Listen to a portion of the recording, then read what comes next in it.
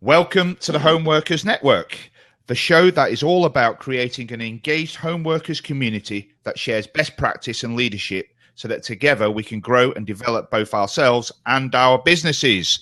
Now, I'm joined by my co-hosts here, Julian Jenkins. Hello, Julian. Good morning, good afternoon, good evening, wherever you are. Wherever. And Phil, how you doing?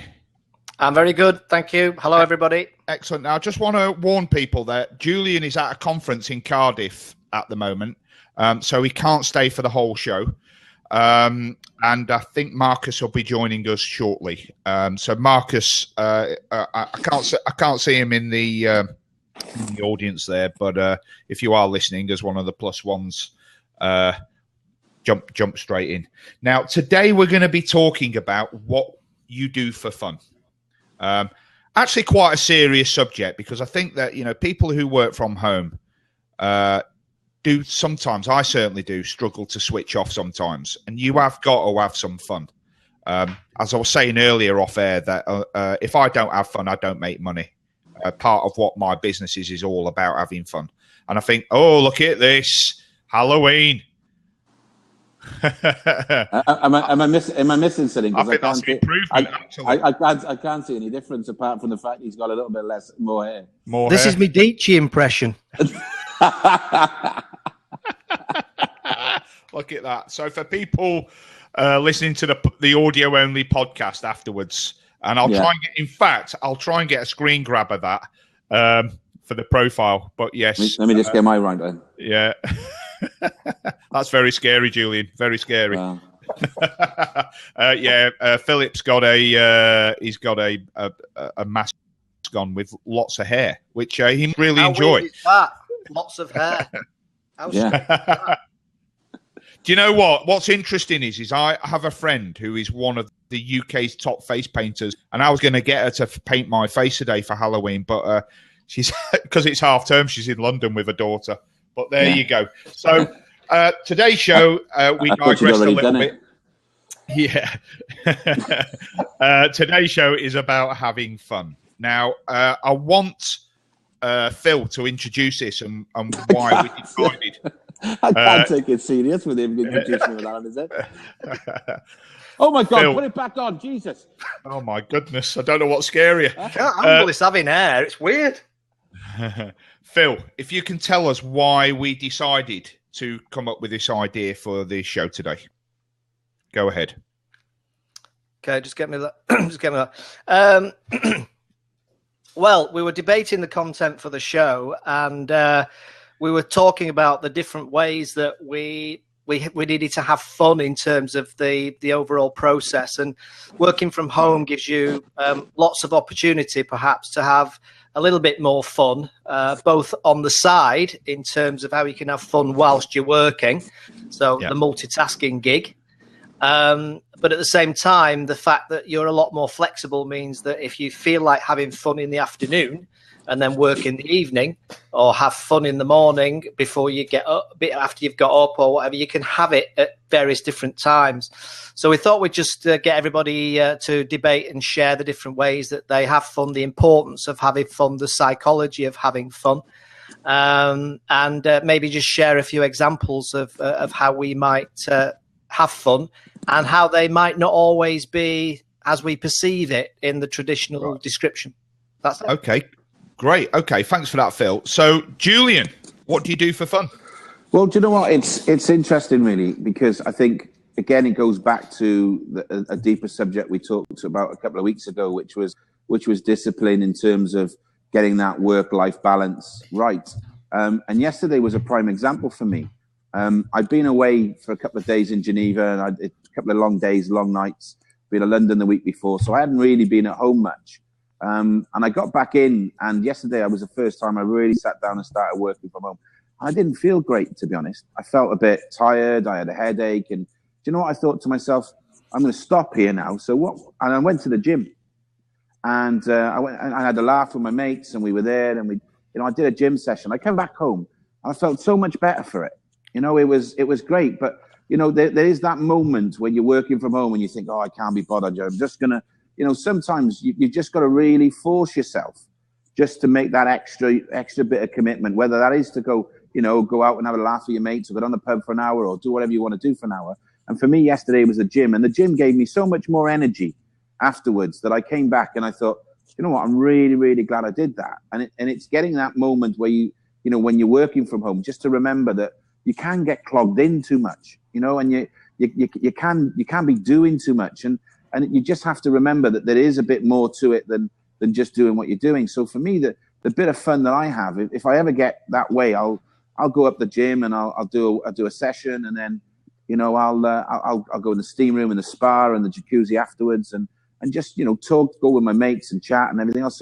So for me, the bit of fun that I have and the breaking everything up is basically going to the gym to make me feel better, because otherwise yesterday I could have just gone to bed and slept, if I'm being honest with you. But I felt so much better for doing that. It was great. Okay, cool. Phil, what do you do for fun when you're working from home? Other than eat, because every time I see you on Blab, you're always stuffing your face and drinking cups of tea.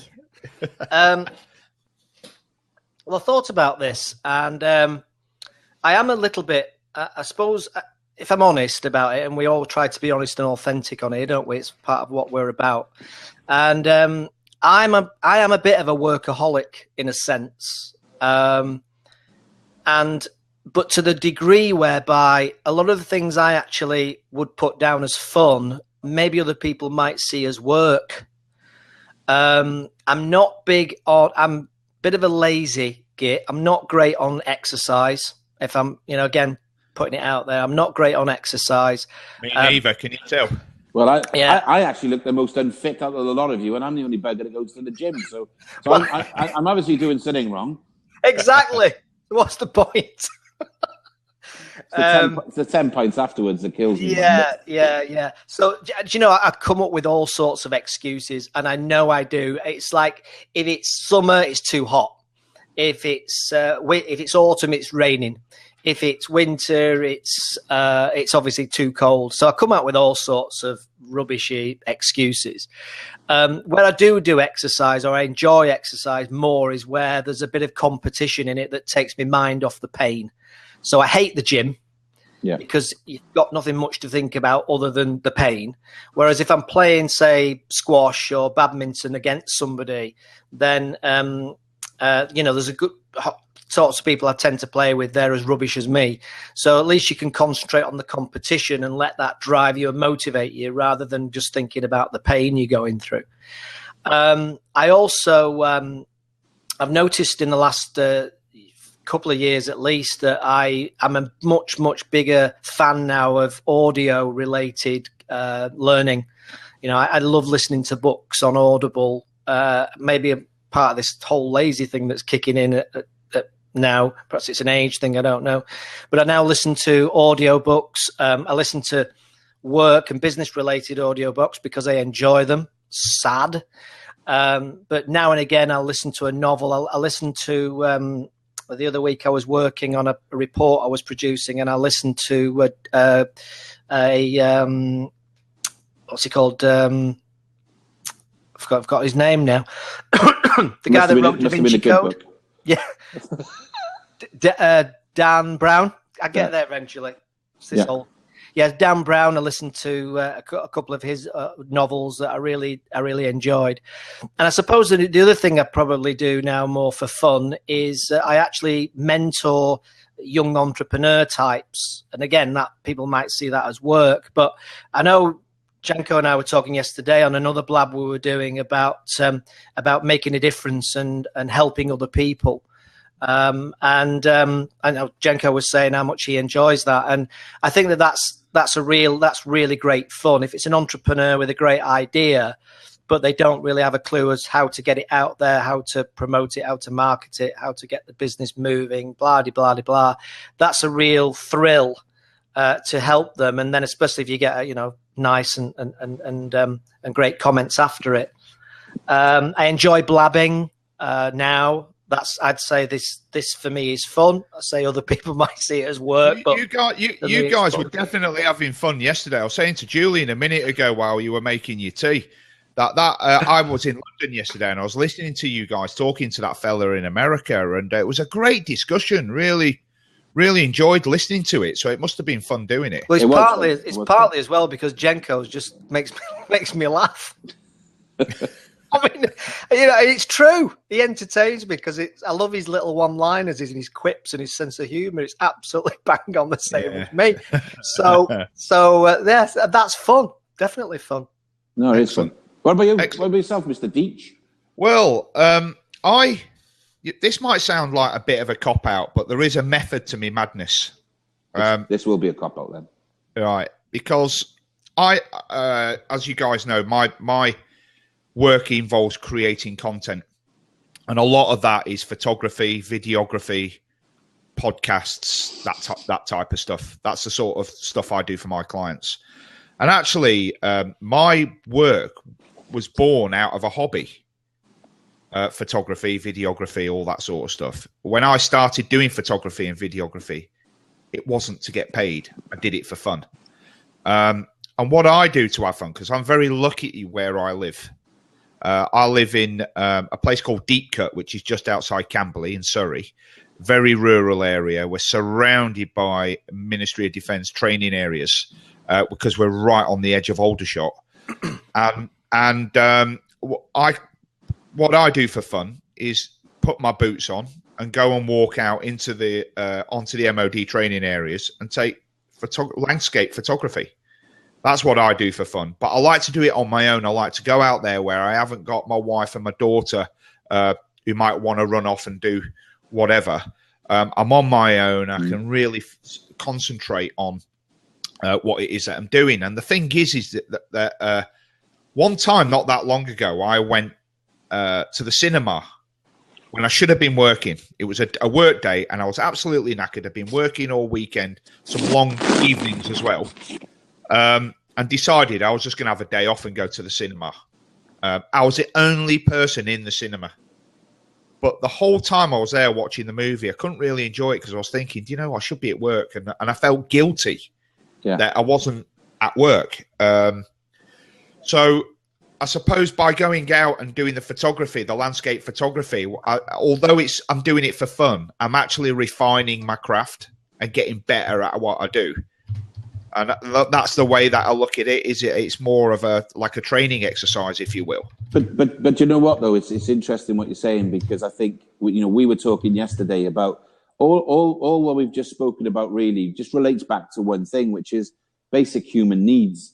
And if we're going to be constantly, as we say here in Wales, on the coal face, and you don't give yourself that moment of not escapism, but being able to just breathe and not worry and think about, the things that are going on around you. And that's let's be honest. People laugh when I say I do meditation and you've had your bits of banter about me doing my Tai Chi in the morning. But meditation is just focusing on your breath, okay? Which then allows you to clear everything out of your mind.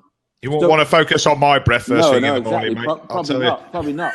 But with photography, you're focusing on a subject. Yeah. That then allows you to clear your mind. So photography is the same as meditation. And people say, I like to go fishing. Okay. And the reason I like to go fishing is because you just stare at the end of your rod for like 3 hours. Right. And as you're staring at the end of your rod, you're not actually thinking anything. Yeah. Sorry. Right. Yes, okay. I know what you're thinking. I know what you're thinking. Sorry. Yeah, right? I'm so sorry. Right? Anyway. But you're not really thinking of it. So you're actually in meditation. So people don't realize when people talk about meditation and trying to feel good and life balance, they don't realize that a lot of the things they enjoy doing, and especially when they enjoy doing on their own, is loosely based around meditation. And that's a it's to be able to clear your mind and breathe, is massively important. And I don't want to get too deep into the meditation part of it, but ultimately, we all forget about breathing, and that's important. Sometimes you just need to focus on your breath, and you feel better. Right now, we're thanks for that, Julian. We're joined by Marcus Boswell. Hello, mate. Hello. How is everybody? Good. All right. You must be at your standing desk. You can tell. I can tell. Yeah, I'm trying to give myself the relative motivation to crack through my day. I've got a lot to do. but Right. it's the opportunity to see you guys. Cool. Now, Always a pleasure. Is it weird me looking, because it feels like I'm looking down on? no, it's fine. Yeah, you've always done that since I've known you, to be honest. Yeah, absolutely. Even when you were sitting down. Marcus, what do you do for fun, my man? Well, it's funny because, I've caught a few minutes of you guys chatting, and it occurs to me, sadly, I'm not sure I really do much for fun, right? I mean, I obviously, the cliche is, of course, I enjoy my children, but actually I endure my children most of the time, as most other people do. They're loud, and they're like, just turned 6 over the weekend, and 7 going on 8. So they are, we're right in the midst of Marvel's fun, kids are fun, everything's fun, right? I can kind of be a kid again and get away with it. But what do I do for fun, right? So what do I do? I mean, oddly, I'm really tuned into what I do within my career, within social media. So it's kind of a bit corny, but, me being sat with my laptop on my lap in my office here and having the space to kind of, do what I want to do and investigate what I want to investigate really is great for me, actually. And that's where I kind of peel off. Otherwise, I used to play golf, and I used to really enjoy it. I might have mentioned this before. I used to enjoy golf. I really did enjoy it. I mean, there's nothing like that first moment, as it was with me when I think I was on the 3rd hole at Ramsdale, quite close by. And I had a friend with me, and he was explaining just how to chip the ball with a pitching wedge. And, really great instruction he was giving me. And I did exactly as I was told. And I chipped the ball, and it hit the green. And I heard that noise that you get when it falls into the hole. And I was hooked. So for a couple of years, I went golf nuts. I went golf crazy. And then I had children. And that would do it. Yeah, and now, funnily enough, the golf clubs are literally in the corner smiling at me as they do all the time. So I have an elliptical here, there. What? It's an elliptical trainer. So although, as you can see, it's a bit of a clothes horse, embarrassingly. So as most people, elliptical trainers sometimes turn out to be. So the truth is, I was when we talked about show topics, I was keen to look at this subject because actually, like most things, I probably need to do something more for fun. Taking a walk and going and hugging a tree and being a bit of a nature boy that I am, I do enjoy having a walk and, being around nature and things like that. But I don't really have, like my brother plays table tennis, right? And he's getting pretty good at it. But I don't really have one of those. I used to do taekwondo back in the day. And yeah, okay, I go to the gym because I want to work off the daddy belly. But I mean, that kind of feels like a standard, right? I mean, don't we all try a little drop of that? I mean, you tell me. Perhaps not. Doesn't work. But yeah. So yeah, I mean, I do insanity classes on Sunday when I'm being honest with myself. I have missed a few just through holidays. I've allowed other things to get in the way because who wants a big sting on a Sunday morning by this Marine Sergeant, beautiful short little alien woman? I say this because she does the insanity class and immediately follows it up with a body pump session, and I look at her thinking, how is this possible? But it's great, and everything aches, and you're sweaty and whatnot. I think there's some truth in that. You need to really get yourself moving. So that I do for fun, but it's not really fun. It's painful. I'm struggling, to be honest. Okay. Somebody's thanks for that, Marcus. Somebody in the comments, Daniels, has put in the comments, at the end of the week, I get in a Google Hangout and play a game show. It's so relaxing and a way to get a good release from a busy week. And we do it every Friday night at 10 p.m. Do you know, interestingly, I was listening to a Blab the other day, and I think Brittany Metz from Blab was actually in on that Blab. Right. And I can't remember who had the idea. It might have even been Brittany who said that it would be a great idea for a Blab show to do like a game show, like a quiz or something like that on Blab. So, Daniels, maybe that's something you should do, is a game show kind of quiz on Blab. I would definitely take part in that because I think that would be a lot of fun. Definitely. Just don't do it during the day because I don't need any other excuses to procrastinate from work. A trivia night would be good, but for Dici, if you could write the questions in crayon, it would be a lot easier for him. Absolutely. See, this is what I mean. It comes out with these gems. Well, it depends if who's on the receiving end of them. You're joking. I went to a quiz up in Liverpool, and it was really one of the rough parts. And the first question was, "Who are you looking at?" Excellent. Now, did anyone in the audience want to jump in a seat and just tell us what you do for fun, perhaps? I'll happily jump out and get a few things. Yeah, and me, I'll jump Well, out. I've got to go back to the conference, so I just wanted to come in and say hello and do a bit, because I was obviously, I don't want you start to call me, not committed or sick note or whatever it was, because I wasn't in the last one, but look. Well, I'm glad you could join us, Julian, because I wasn't sure you were going to be able to join us. I'm glad I did, and I'd like to thank Paul for obviously making the massive effort for the Halloween special. And then I'm glad I didn't wear Dracula fangs and all sorts coming in. Yeah, well, Dici once again stole the show.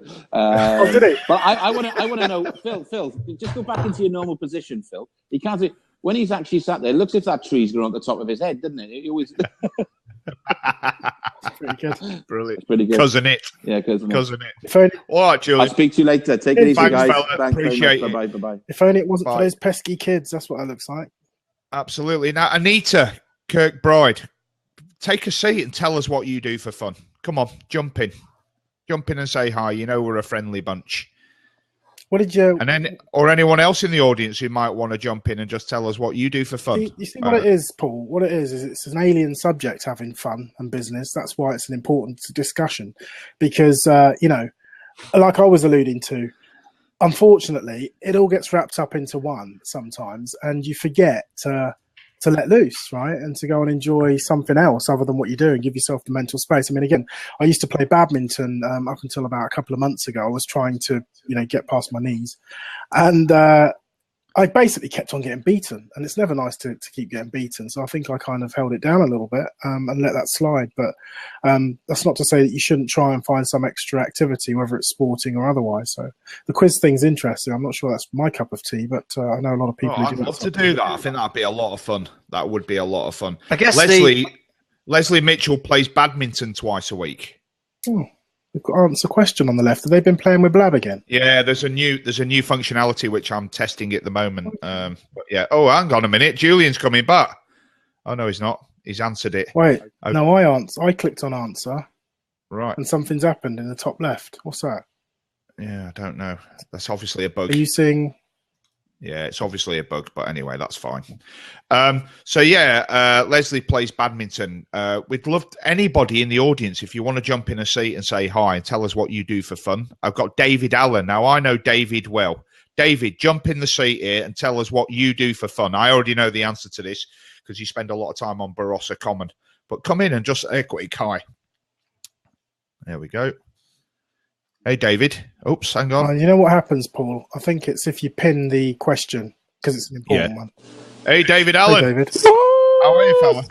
Yeah, good. How are you guys? Now, David, don't be fooled by his American accent. He's actually about a mile away from where I'm sat. He's a good mate of mine. Hey, David, how you doing? Yeah, good. I had my alarm to try to come in on this earlier, but got too busy. So there we go. But fair enough. Now, Dave Allen runs a accommodation address type place. It's called Essential Address. It's in a place called Frimley near Camberley, and there's one of these places where people can have a post office box type situation. But he also is an agent for FedEx. Now, Dave, tell us what you do for fun, my man. Probably one of the biggest things I do for fun is take my dogs, as you were beginning to say, up on Barossa Common. So, for you, now tell us about Barossa Common, Dave, because it is the most magical place, isn't it? It's about 100 square miles that runs straight from the back door of where we live, basically, all the way to the Windsor Castle. And it is a fabulous. Quite 100 miles, but it is enormous, isn't it? No, I think it's 100 square miles. Square miles, right? Yeah. Because it's broad and long, and it goes a huge area, and every possible form of wildlife basically is there, and you can go miles and miles without seeing somebody, and I don't know if you guys are in the tech. It really is We're losing Dave. We're losing him there. Sorry about that, Dave. Obviously got some bandwidth issues. But Barossa Common, where he's talking about there, is actually a nature reserve protected by European decree, and there's some incredibly rare creatures that live there. Here he is again. Let's see if his audio is a bit better. I think he was having some bandwidth issues. No, still no good. Oh, Sorry about that, Dave. Never mind. It's a shame. The irony is, David, if you're still out there listening, I've checked because you looked familiar to me. Your avatar looked familiar, and you and I have been connected on LinkedIn for over a year. Now, isn't that fascinating? Social media for you. We've never met. So jump back in. I'm going to enjoy talking to you. Yeah, absolutely. And this is brilliant. Just go on. Sorry, Marcus. Just picking up on that. I think it's an interesting point you make, because I think this is a fascinating one. Leslie Mitchell there. Leslie and I used to work together in 1995 at a company in Milton Keynes. And we've kept in touch through Skype, through Facebook, and now here we are through Blab. Stalking each other. Yeah. Well, she said in the comments there that she originates from Woking. Actually, I was in Woking this morning. One of my clients is in Woking, literally near the train station there. And I absolutely love Woking. That's another place that's been regenerated. And they're doing some pretty cool stuff there. Really, really great town, Woking. And I really enjoy working there. Like I say, I was there this morning, literally before I came on this Blab. That's where I'd been just before. So very small world. I don't know if you heard David Allen, who's in the audience, David. Marcus, I don't know if you heard what Marcus said there. Can you get back in the seat? Because he wants to talk to you. Jump back in? Yeah. He's coming in now. There you go, Dave. I don't know what happened. I lost you. I was there, and then you were gone. Well, did you hear what Marcus said? No, I didn't. David, say that again, Marcus. It occurred to me, just as I saw your avatar, and here's the interesting thing. I saw your avatar, and I thought, recognise that. As you were chatting, why I looked distracted as I went away, and I was checking on LinkedIn, and you and I have been connected for over a year. Do you know that? It's entirely possible. Isn't that fascinating? Your name rings a bell. And so it should. What do you do, Marcus? I work for a large organisation called ADP. They're into HR payroll. So that could have been one of the connections, but it's also possible that maybe given some of your social media connections, that we've been involved in perhaps similar discussions, Social Media Examiner, or perhaps Social Media Success Summit, or any of those types of things. But what's fascinating to my people is, if any of my guys are out there watching this is a perfect example of what I keep saying about when you are reaching out over social media and making connections, you just never know where that's going to go. I've known of you for more than 12 months, and we've never had the opportunity to meet, and here you are. And I think that's fantastic. Welcome. Yeah. Absolutely. Just brilliant. Just brilliant. That's what I mean. The internet has made the world such a smaller place. It really has. Leslie mentions in the comments there that just got back earlier this year from living in Spain. I used to live in Spain too. Used to live in Marbella. And, asking somebody who works from home in Spain what they do for fun. Actually, it's one of the reasons why I had to leave, because I had too much fun. But there you go. Great place. Great place. Well, thanks, Dave. Thanks for joining us, fella. Really appreciate it. And make sure you jump in again sometime. So I'm curious, before you go, David. So what do you what do you do in the world? What do you do for fun? Did we really clock? I mean, I know you walk your dog, but is that the height of your fun powers? No. I really have four things that I do for fun, and the dog's just one of them. I play golf. I love to play golf. Second is I ride a road bike, and I've sort of switched into all-terrain and road bikes. I'm in the middle of recovering from a really bad accident I had in July. So I've been to the physio today, just about to get back on the bike. Are we talking motorbike or cycling? No, cycling. Oh. No. If you're a big fat guy like me, you got to do something to work the weight off. So I know the feeling. Excellent. All right, Dave. Well, listen, thanks for joining us. Really appreciate it. Yeah. Excellent. I'll listen along. Okay, fella. Thanks for that. Now, I don't know where Phil's gone. I don't know if he's having issues there. But Phil, if you're still there, jump back in. Oh, he's coming in now. Yeah, I was just giving a seat up. That was all. Right. Now, if there's anybody in the audience who wants to jump in and say hi and tell us what you do for fun, we'd love to have you on. We really would. No pressure. We don't. No pressure or anything like that. Well, if there's no one else, if no one else wants to jump in, then perhaps we ought to go to top tech tips. Suits me. God. Now, if you've got any additional ones other than the one, I know you. I'm looking at the show notes here, and I know you've got a big one to talk about here. Yeah. But if you've got any others, because we looks like we might have a bit of time. That's fine. I mean, it's like, you sure? Careful what you wish for there, Gav. Okay, so for me, top tech tip. So I had to take my time saying that. This week, it's interesting because, as you know, for me, it seems to focus around productivity again, which is not a bad one to have. And one of the things that I think has been really good, and I've noticed out there as well amongst other people, ironically, it's like when you buy a new car or something, you start seeing them everywhere. Well, ironically, Steve Dotto from Dotto Tech, I don't know if you guys follow him or are familiar. He was just yesterday, or at least I saw it just yesterday, had done a review of this particular top tech tip for this week, and it's an application called Focus at Will. So Focus at Will. It's a web-based application.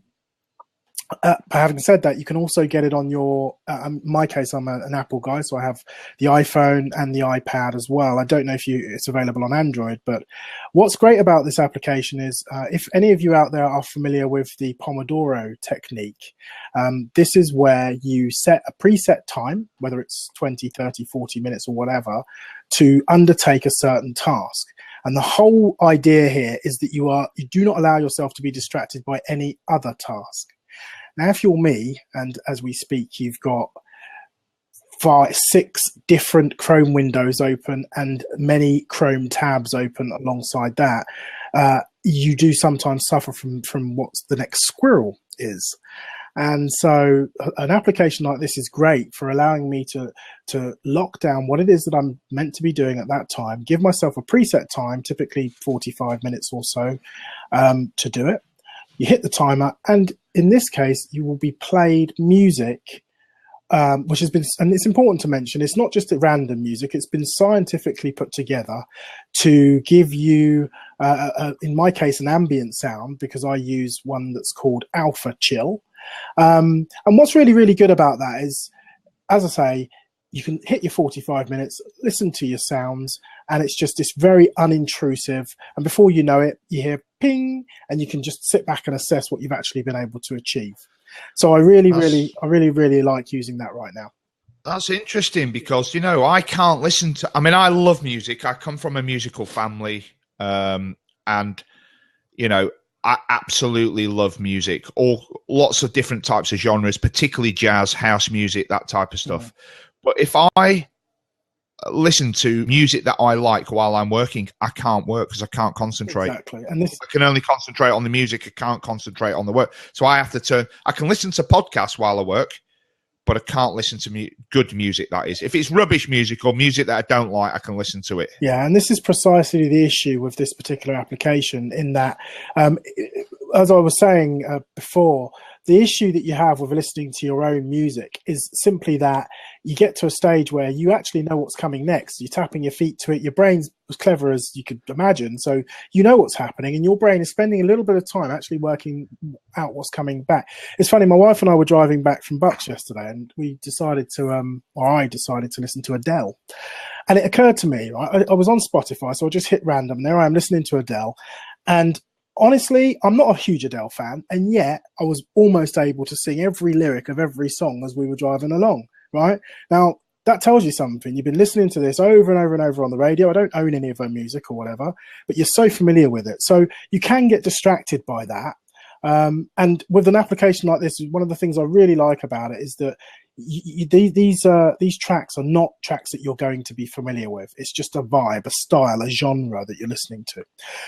The other really important thing to mention about this is that because it's measuring your productivity, when you finish, you get to the end of your 45 minutes, you then have an opportunity to grade your productivity against whatever the thing you were doing. So it will say to you, in a sort of 0 to 100%, you can actually grade yourself. And when you look back over the course of a week or 2 weeks of using it, as I did before making the choice to get in on a subscription, you'll see that actually it's quite a worthwhile exercise. So just to talk about cost quickly, it's a monthly subscription model, which is a little bit irritating, to be honest, but then isn't everything. And if you want things to stay around, it's best you pay for them. Simple as that. And I took a judgment call and said, look, this is something that has had a good impact on my productivity over the last few weeks. So why not? So I actually opted for the 2-year subscription because it was cheaper to do. But it actually comes in at about $69 for the purposes of time. They're working in dollars. But I would say a little tip. I had a look at the email that came through a few days before the subscription was coming to an end. And of course, at that time, you're being offered, say, in this case, a 15% reduction for a kind of get in there now. And I took advantage of that by going back to my email before I subscribed and finding that 15%. So don't forget to do that if you do choose to go that way. It's $100 for 2 years. There you go. So I'm looking at your show notes here that you put out. $100, $99.99. Oh yes, of course. I'm sorry. Yeah. For 2 years. Yeah, I actually paid less. I actually paid less than right. that because I got a slight discount on it. So as I say, just because of the 15% discount, so it's worthwhile. It's a pretty worthwhile gig. Okay. So that cool. I class that as fun, right? I think it's fun to find yourself getting through stuff, listening to music. You feel good when you listen to music, but this time you don't have to be tuned out by it. You can just get on with what you're trying to do. It's exactly so you find then that so when you're working, do you even hear it? Well, yeah, you do. But what's more interesting for me is it's the fact that I've set a time. And I've said, right, this is what I'm going to concentrate on, irrespective of whatever else is going on. You've got this music happening. You're not conscious of it. You're not. It's just wallpaper, if that makes sense. But it's wallpaper that you've chosen. And of course, they've got lots of different styles. And another interesting thing, and what I'll do is I'll find Steve's link and I'll put it in the notes here for anybody who wants to have a look at that and watch his rendition of it. But what's interesting about it is you can actually choose whether it's. I think they go sort of. There's an energy button, so you can sort of choose whether you want high energy, medium range energy, or low energy, and it changes the pulse of that music according to the energy level that you want to, aspire to during that particular session. So I tend to have it in the middle, but it works really well. I like it. Right, excellent. Now, Leslie's saying there are loads of free Alpha State music on YouTube. Find one length of time you need. I suppose if you don't want to spend the money, you could set up a playlist of those on YouTube, couldn't you? And just have them running. Yeah, I mean, it is an extravagance in some ways to do this. There's no question. I mean, you could just set your iPhone to count down for 20 minutes and put a bit of classical music on in the background. I mean, there's been many a study about classical music and so on. But somehow I think that, as with most things, it's straight out of the box, isn't it? You're getting everything that you want in one place.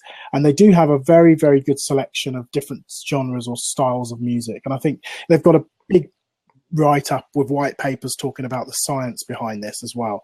So, I thought I'd give them a go. And I think for a couple of years for me, we'll see what happens. Okay, great. Okay, well, I'll be interested to see how you get on with that, and perhaps you can tell us more about that if you learn any more about it in a future show. But I really like Leslie Mitchell's idea there from the audience that if you don't want to spend the money, then maybe find some on YouTube. There are plenty on there, and although she didn't actually say it in a comment, you could set up a playlist on YouTube and just have that running. There's only one problem with that for me, and this comes back to the original reason why I use this, and it's about that productivity. Right. It's about having less of a distraction, and the problem with YouTube is it's YouTube, right? So it only takes one little glance in the wrong direction to what's next, and before you know it, you're in that rabbit hole of looking at YouTube clips.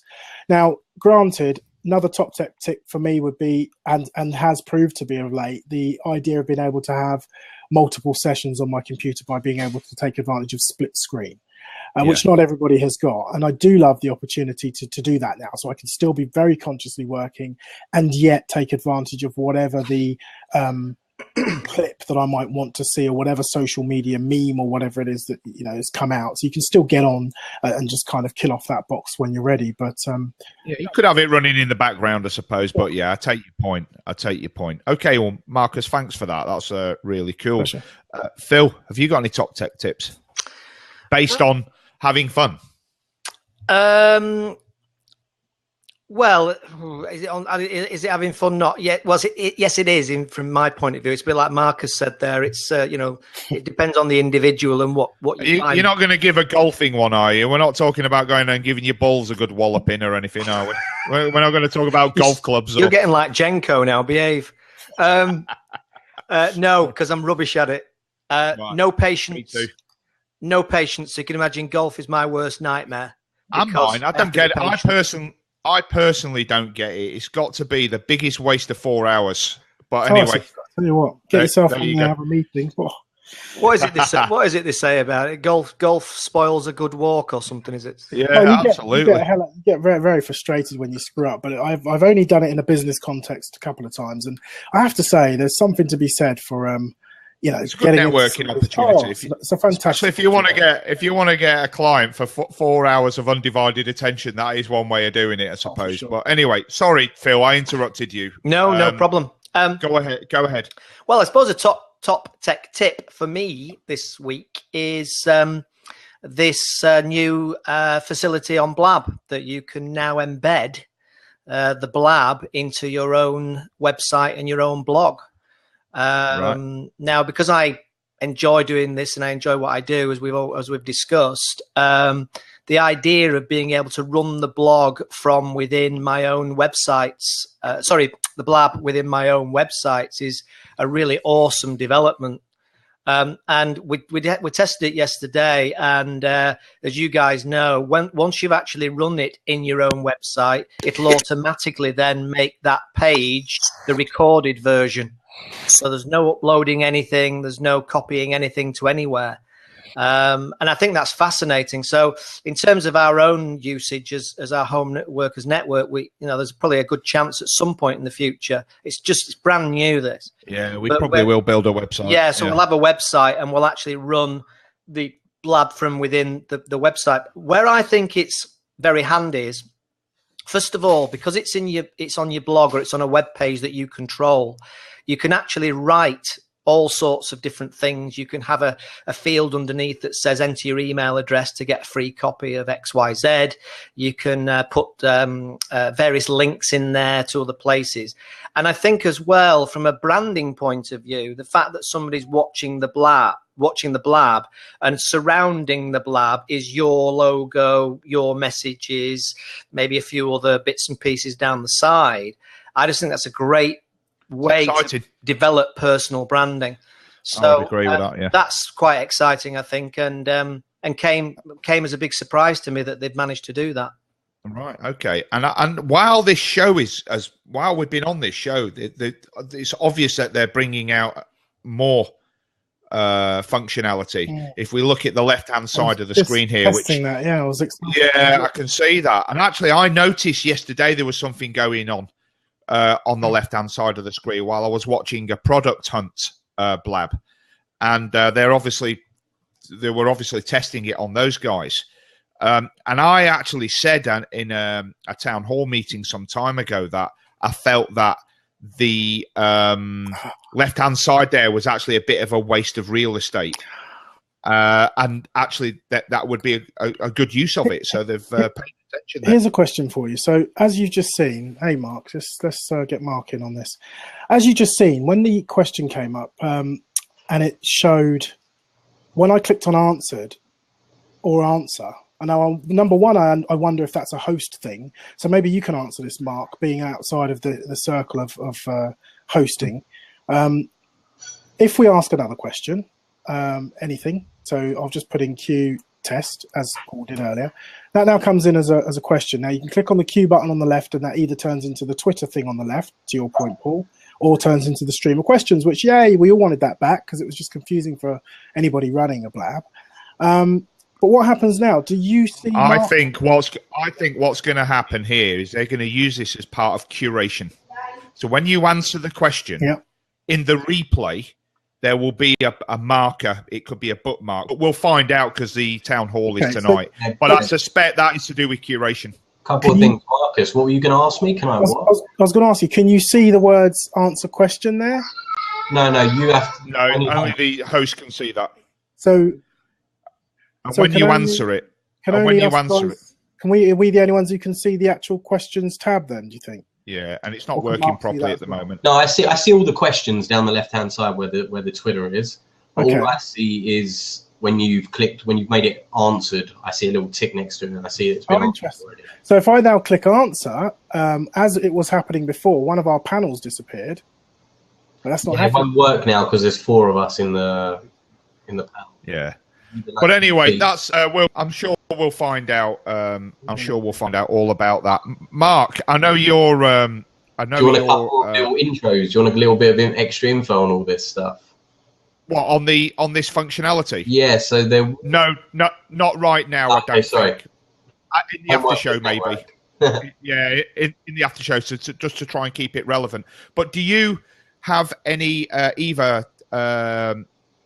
information on what you do for fun? You're in Israel right now. You're in just outside Tel Aviv. What you do for fun? You work from home, or any top tech tips that you might have relating to working from home and having fun? So all right. Working from home and having fun. I guess. Well, it's a bit of a difficult one since I became a father over the last however many years to 2 kids and work from home. One of the biggest problems is it all does start to mesh into one at times. Yeah. But yeah, I do a few things. I might have even mentioned this last week, and it doesn't sound like a lot of fun, I guess, but whilst working from home, I do obviously try and get out a fair bit, right? Whether that be going to work from a coffee shop every so often, just going out and getting a walk and grabbing a coffee or something.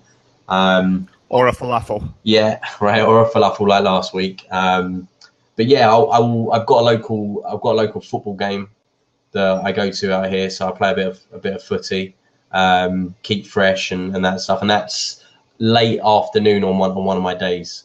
And I try and do some exercise as well. So like I'll start. I think some people make a huge mistake when they work from home, and that is that they'll roll out of bed in their pajamas and just go and sit at their desk at 8 a.m. That's me, right? And I used to do that, right? And that was when I realized that my whole world was just meshing into this world of work. And I could literally sit there the whole day in PJs and get to the end of the day and just carry on, and like never ended and didn't start kind of thing. So I started doing it a bit differently. I'd make sure I showered, dressed, and I'd even be okay at starting work at 10 a.m. Do some exercise first, right? It's the best stuff that I've ever done is doing a good workout in the morning. And I actually sit down at 10 a.m. and I feel so much better than I do. You still doing that? Bed. Still committed to doing that now? The sort of exercise regime and then, right. Yeah. I'm so much more awake than when I just roll out of bed and sit down on the bed. Julian's the same. He said the same earlier. And, your point about getting in your pajamas and all that sort of stuff. I mean, the thing is in my work, I say that's what I do. It's actually rare that I physically work from home. Right. I'm more often than not, I'm out in the field creating content for my clients and that type of thing. So actually, when I do that, it's actually a treat for me to be able to work from home a whole day, roll out of bed, and just sit in my pajamas in front of the TV and do nothing except for work and drink coffee and, and all that. That will flip that, and they're out of the house 1 day a week and 4 days a week. They're just literally sitting at their desk all day in the pajamas or whatever it is, Well, this is why I had to convert to the stand-up desk, as you can see, odd view for you. But to be fair, this is it changes the dynamic of the way that you operate during the day. I've not sat down. It's coming up 3 o'clock, so it's important. And I've got the old Fitbit, so as much as I say I'm not trying to do anything, you know, there's 3 bars on there, and I'm knocking around. So, you know what I mean? Lee in the audience has made a good point. You know, you work from home when you have a Skype video conference and you just wear a shirt and keep your PJ bottoms on or boxer shorts. Right. It's funny, I only just realised how much this looked like a pajama top. Actually, as he said it, I was thinking, oh god. Marcus is like, I'm dressed, honest. Yeah, I promise. Yeah, absolutely. But that's cool, man. Yeah, standing desk is awesome. I'm really thinking about getting an electric one. An electric standing One desk. that let you sit down and they can sort of go up and down, kind of thing. Oh, right. I was going to say, what does it do? Vibrate or something? No, you've got a little keypad, and you literally just raise it up or lower it down. We were just talking about it in another blab. I think they sell them in IKEA now for a few £100. They sell them in IKEA. I think so. Yeah, well, maybe I should get one. Yeah, be careful. I mean, honestly, it's worth the investment, taking your time. And the one that I have, I can directly send you a link to where I got it. And you're in Tel Aviv, did Paul say? Oh, okay, so we're in different places. Although who knows? But what I like about this, go on. Sorry. Michael Hernsin has asked in the audience how many people here have standing desks. If perhaps people could put that in the comments and answer that. But go ahead, Marcus. Sorry. Well, I definitely have one for this very reason, and I chose to invest in it probably a year ago now. What I love about this particular desk is that on the sides, you have to imagine on the side, you can grab a couple of clasps and just pull the desk down. So if I literally just hold these two, the whole desk just comes down with it in one movement. I can then sit down at my desk at desk height. So it's really very easy, just the same. But now I've changed the whole dynamic. So it's just a bit more comfortable for you without me staring down at you. But yeah, I love that because, so yes, you get the office vibe, but I now do feel, especially if you've had lunch or whatever, you're squeezed up again, right? And it's something to be said for being able to do that. So no, I recommend this for sure, and I'll send you personally a link on. How have you felt different? Oh, for sure. I mean, the first 6 weeks, it was annoying in a sense because it was very different. But mostly because I just stood up all the time, constantly. Right, so you are sitting down now. That's a conscious decision. You come into your office, you sat down because that's where your desk is. I'm going to stand again because actually it feels quite alien. The time when the time when I sit down in here is after 6, and I'm still working, by the way. You know, I'm often working pretty late because, again, in social media and in what I do, there's the stuff that you're doing, supporting campaigns or supporting whatever you're doing, but then there's everything else, and that just keeps you interested. So I like the idea of standing. I could practice, right, guys? Like I'm thinking I can. 1 second. Let's just sort this out for a second. Hold on. Let you look at yourselves for a second. I need to just move some wires. I can see Marcus on Mark's screen there. That's pretty cool. He's just pulling his trousers on, actually, and he's got his t-shirt. I need to pull the wire. I need to move it up higher. I'm figuring I can stand up on Blab. Yeah. And you know what? I was looking at the side of your desk there, Mark, and I was seeing the shelf units. And actually, there's nothing wrong with, in theory anyway. So he's a man who's got several screens going on. You could pull out a couple of those shelves and stick your laptop in there so that you're literally stood up. To your right there, you're stood up whilst you're using that area. I mean, that's one of the things. I'm very lucky in this environment. Well, you know, luck's what you make it. So I've gone out of my way to create the environment that allows me to do this. But even on occasion when I'm in the house, I mean, sometimes I like to work in the house if nobody else is in it. You know, I might have gone in to make a coffee or something, and I've taken the laptop because I'm either reading or watching something. And so that can be pretty good to do. So sometimes I will work on a raised area, like an ironing board or something, just pull one of those up. But the idea is certainly to be stood. That really works for me. Now we're joined by Michael. Hey, Michael. Hey, Michael. I joined because there's not a lot of people. It's actually really ghetto and it's really dirty right now. So I apologize. But all I did till my big desk comes in is this is my like standing desk. Really ghetto. So it's like a regular IKEA desk. Yeah. And then it's just like these two little like small coffee tables and then a bracket with a shelf. But it costs $20 the entire system. So for me, it was like I was waiting to get my IKEA desk, but it's like $350, $400. And I was just like, I'm not going to make an excuse. I'm just going to make something. So I have something. And then when it gets to like the point of it, I can just do it. But yeah, Mark, if you just want to use like. Love it. 10 like points for 50 Ghetto. Love that. Fantastic. I love it. And Michael, you're involved in, now what was it? It was. Home Network Cribs. Homeworkers Network Cribs. Yeah, why not? I think Michael's involved in something to do with graphic design or something of that nature, isn't it? Yeah. I remember seeing you on a blab before, so I know you're a man who spends a significant amount of time in the office doing technical stuff. Again, it's funny looking at you there, Mark. Because of the stand-up desk, lighting became an issue, right? Yeah, I can see that. And so I bought from IKEA. So we're doing big IKEA. I mean, it's not a massive amount of difference, but Julian, who was on the show earlier, in the first ever episode, we did a kind of cribs, and he showed this light. It's like 15 quid from IKEA, and I love it because it's USB. So you plug it into your computer, and it just, given where I am in the corner of this office, it just gives that little bit of extra light. So that's been really useful too. That's actually really funny, Marcus, because I kind of did the same thing. I have this IKEA lamp that I extended, and it bounced off the wall behind my monitors, but it actually like lights up my body because it's bouncing off of the white wall. I definitely need to raise the screen, man. It hurts looking down. Yeah, that's gonna hurt for sure. Where are you, Michael? Where are you in the world? I'm in Los Angeles, California. Los Angeles, which again just goes to show the true international nature of the Homeworkers Network. We've got Mark in Tel Aviv. We've got Marcus in Nottingham in the UK. We had Sherwood of all places in Nottingham, I might add. Yeah, we had Julian Jenkins earlier, who was in Wales, and Phil Croshaw in Manchester. I'm in Surrey near London, and Michael in Los Angeles, which is just fantastic. Yeah, it's around the road. Well, listen, Michael, thank you so much for joining us. Really do appreciate it. I was going to say, Mark, what I did before I got my standing desk, technically my first one, was I just got a stack of books or milk crates, and I just put my monitors on top of that. But the problem is that your hands dangle, and you're like are extending your. Or you can't see, but you're extending. Michael, you look like one of those videos at the moment. You know where like it's child endangerment or something, and we've got to keep you blocked out. Oh, yeah, it's like 7 in the morning over here, so the sun's barely coming up and stuff. But yeah, Mark, well, listen, we're going to be wrapping up the show now, Michael. But stick around for the after show, and we'll carry it on. All right, fella. Thanks for joining us. Really do appreciate it. Now, Phil Croshaw, are you still in the audience? And if you are, jump back in.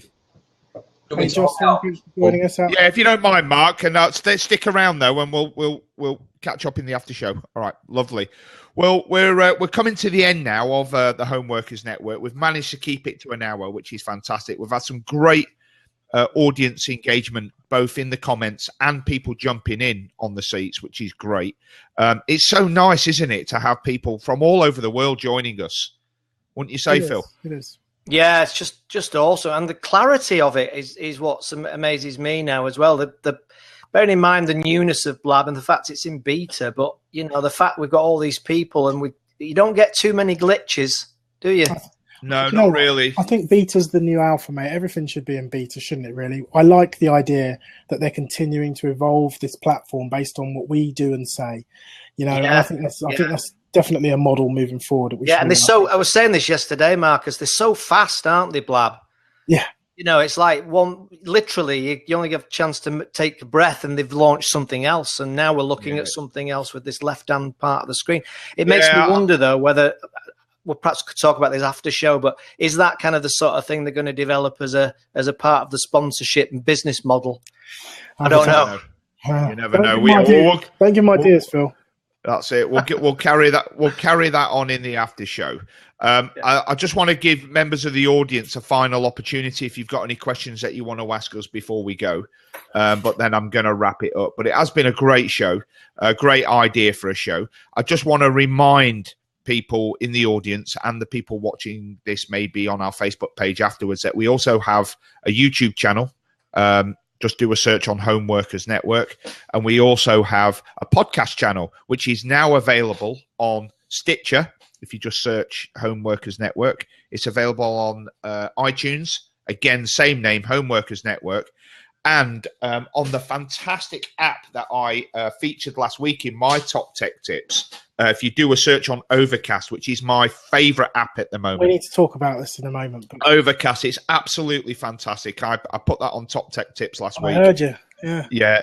And I wondered what made it better than Instacast. I absolutely love it. And again, if you do a search on Overcast, do a search in Overcast for Homeworkers Network, and make sure you recommend our shows as well, because that will push them up in the search rankings, which is fantastic. Paul, Michael's just Yes. asking what mic you're using. I'm using an ATR 2100, a fantastic mic, reasonably priced. I hope my audio quality is quite good. And I also use a Rode NT microphone. But I find that for some reason, when I'm doing live broadcasts, it cuts out on Mac. It works fine on PC, but for some reason on Mac, which is why I bought this ATR 2100, which I absolutely love. And I'm recommending it to a few of my clients now who also love it. So a good buy, I would say. Okay. Just bought that on Amazon about an hour ago. Oh, right. Cool. Yeah, well, I think you'll be very pleased with it, Michael. Really do. It's a great microphone. Well, listen, everybody, thanks very much for joining us for the Home Workers Network. It's been fantastic. What's he putting on there after the show? That's not very technical, Marcus. Yeah. You'll love this one then. Okay, cool. Well, listen, thank you, everybody, for joining us. Really do appreciate it. And hopefully you'll join us next week. We haven't set the date and time yet or the subject, but keep an eye on our Facebook page at facebook.com/homeworkersnetwork and keep up to speed with what we're doing. So thanks for joining us. Thank you. See you guys.